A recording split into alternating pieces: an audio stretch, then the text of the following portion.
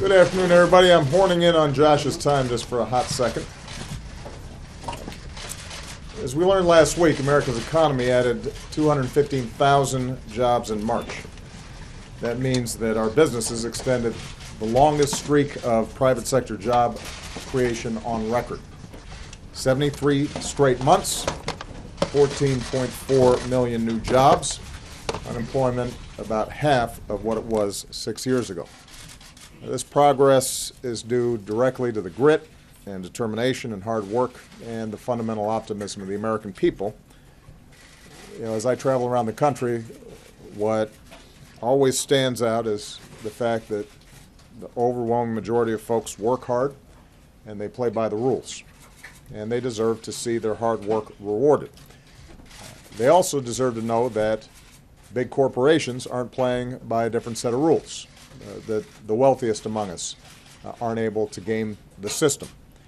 That's why I've been pushing for years to eliminate some of the injustices in our tax system.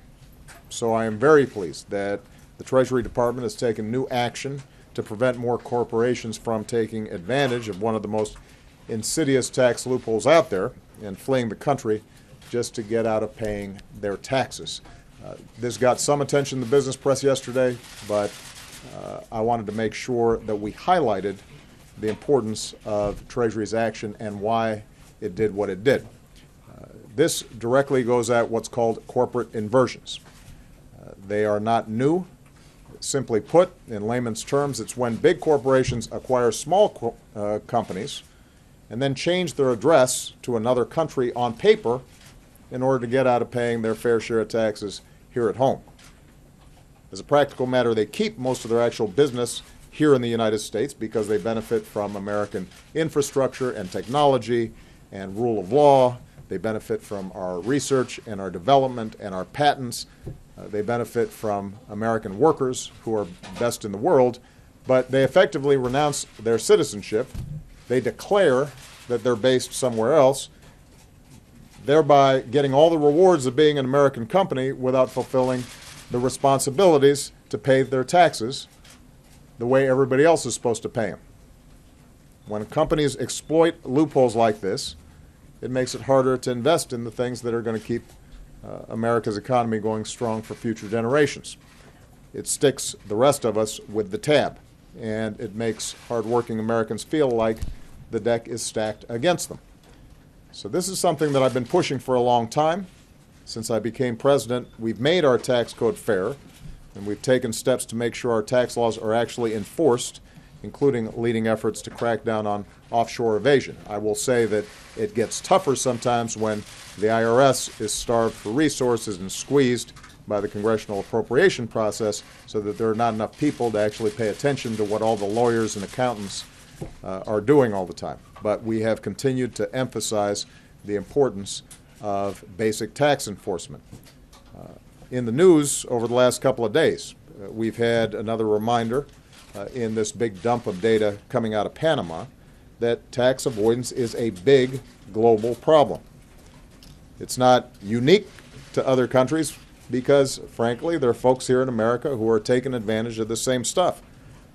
A lot of it's legal, but that's exactly the problem. It's not that they're breaking the laws, it's that the laws are so poorly designed that they allow people, if they've got enough lawyers and enough accountants, to wiggle out of responsibilities that ordinary citizens are having to abide by. Here in the United States, there are loopholes that only wealthy individuals and powerful corporations have access to. They have access to offshore accounts, and they are gaming the system. Middle-class families are not in the same position to do this. In fact, a lot of these loopholes come at the expense of middle-class families because that lost revenue has to be made up somewhere. Alternatively, it means that we're not investing as much as we should in schools, in making college more affordable, in putting people back to work, rebuilding our roads, our bridges, our infrastructure, creating more opportunities for our children. So this is important stuff, and these new actions by the Treasury Department build on steps that we've already taken to make the system fairer, but I want to be clear. While the Treasury Department actions will make it more difficult, and less lucrative for companies to exploit this particular corporate inversions loophole, only Congress can close it for good. And only Congress can make sure that all the other loopholes that are being taken advantage of are closed.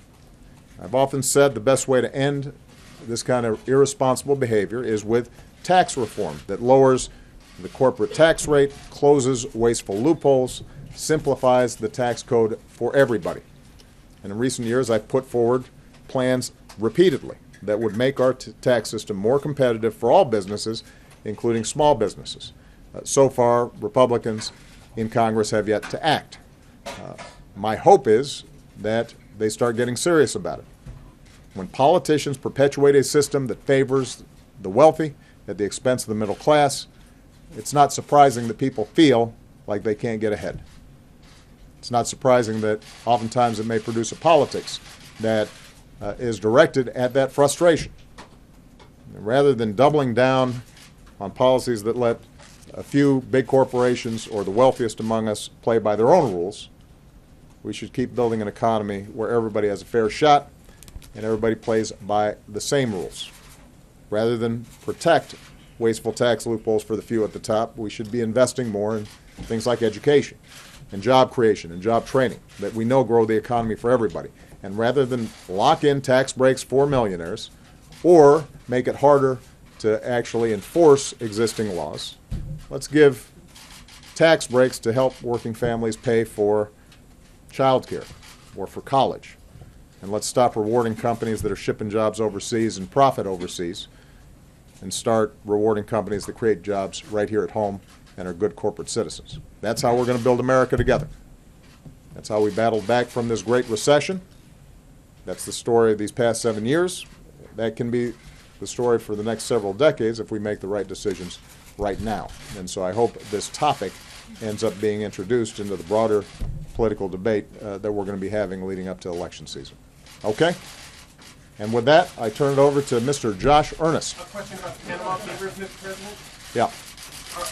Given the release of these millions of pages of financial information, are you concerned that that reflects on the ability of the Treasury Department to sort of be able to see all the financial transactions across the globe? They clearly didn't see these.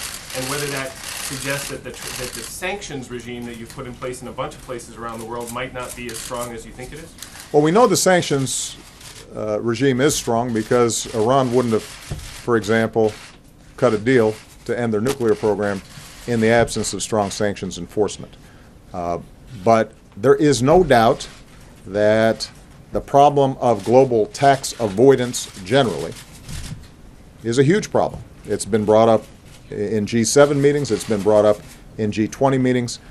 There has been some progress made in coordinating between tax authorities in different countries so that we can make sure that we're catching some of the most egregious examples.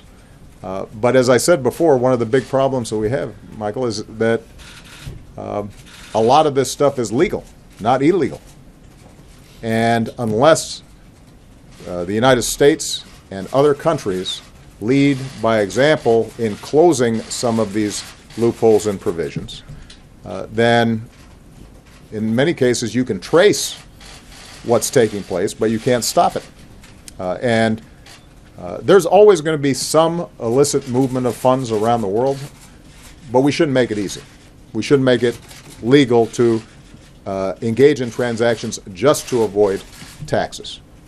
And that's why I think it is important that the Treasury acted on something that's different from what happened in Panama. The corporate inversions issue is a financial transaction that is brokered among major Fortune 500 companies to avoid paying taxes. But the basic principle of us making sure that everybody's paying their fair share and that we don't just have a few people who are able to take advantage of tax provisions, that's something that we really have to pay attention to, because as I said, this is all net outflows of money that could be spent on the pressing needs here in the United States. And the volume that you start seeing when you combine legal tax avoidance with illicit tax avoidance, or some of the activities that we're seeing. This is not just billions of dollars. It's not even just hundreds of billions of dollars. Estimates are this may be trillions of dollars worldwide, and it could make a big difference in terms of what we can do here. I'm going to take one more question, and then I'm going to turn it over to Josh. One last one. Go ahead.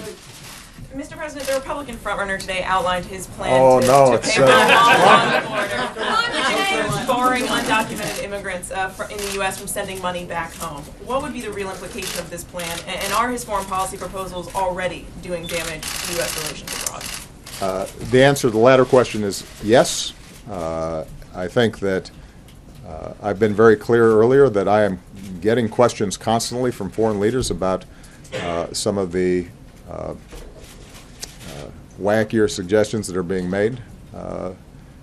I do have to emphasize that it's not just Mr. Trump's proposals. I mean, you're also hearing concerns about Mr. Cruz's proposals, which in some ways are just as draconian when it comes to immigration, for example. The implications with respect to ending remittances, many of which, by the way, are from legal immigrants and from individuals who are sending money back to their families, are enormous. First of all, they're impractical. We just talked about the difficulties of trying to enforce huge outflows of capital. The notion that we're going to track every Western Union a bit of money that's being sent to Mexico, good luck with that. Then we've got the issue of the implications for the Mexican economy, which in turn, if it's collapsing, actually sends more immigrants north because they can't find jobs back in Mexico. But this is just one more example of something that is not thought through and is primarily put forward for political consumption. And as I've tried to emphasize throughout, we've got serious problems here. We've got big issues around the world. People expect the President of the United States and the elected officials in this country to treat these problems seriously, to put forward policies that have been examined, analyzed, are effective, where unintended consequences are taken into account. They don't expect half-baked notions coming out of the White House. We can't afford that.